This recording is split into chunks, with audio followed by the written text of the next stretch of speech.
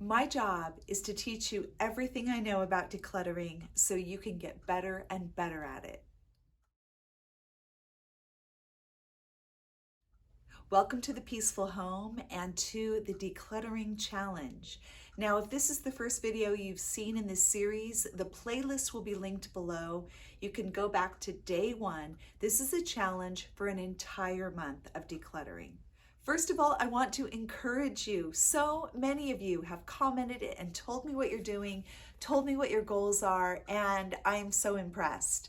So keep going. Even if you feel like you miss a few days, even a whole week, don't let that be the end. Pick it up the next day, set a timer for 15 minutes, and just do a little bit. Fly Lady says it is progress, not perfection, and I have always loved that phrase. We just want to make a little bit of progress each day. It's not about doing it perfectly. And the perfectionist in us wants to say, if I can't do it just right, I'm not going to do it at all.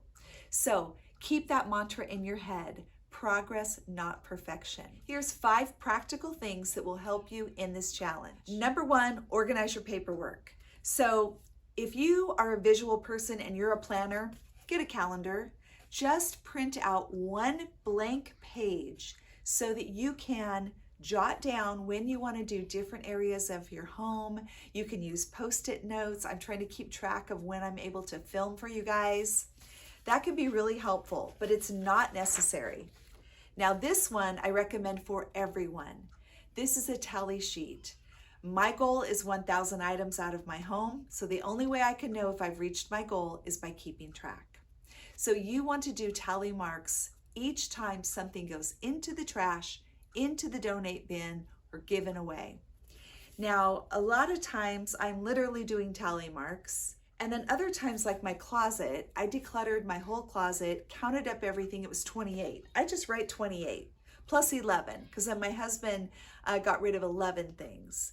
And then if I find a couple more, I'll do 2 more tally marks. And so you just kind of keep it going.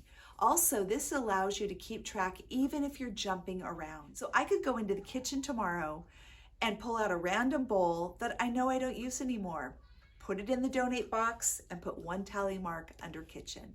I also use this clipboard to keep track of receipts when I donate things. Now, I've made 1 trip to the donate center so far, got a receipt.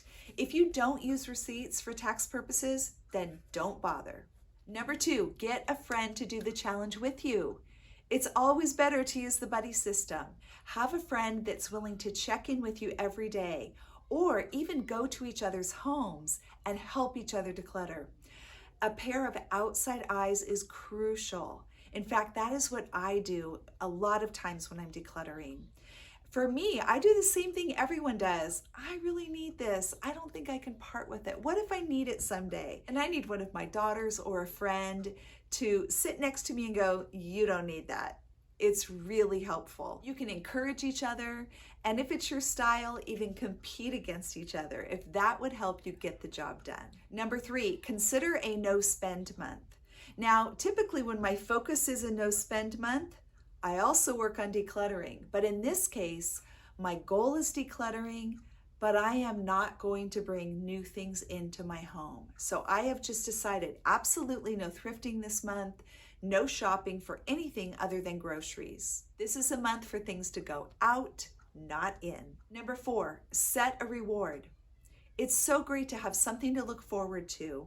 You are going to work very hard this month. So one idea is if you're doing a no spend month, all that money that you normally would have spent can be used for something that you really want. You could also plan a special outing, or if you're doing this with a friend, something together. You go to dinner together, whatever it is, but make it fun and something that you can look forward to. Number 5, don't confuse decluttering with organizing.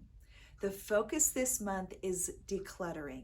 It's getting things out. It's not rearranging things and finding the best way to store things. If you get too caught up in the organizing, you're going to get bogged down and you're going to lose time. So make it your top priority to be getting things out of your home. You can organize at the end of the month.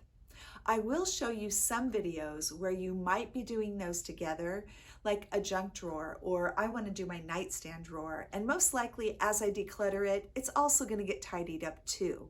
And that's a very small project, so it's not a big deal. But don't get sidetracked with organizing, buying containers. Just put the pause on that for now.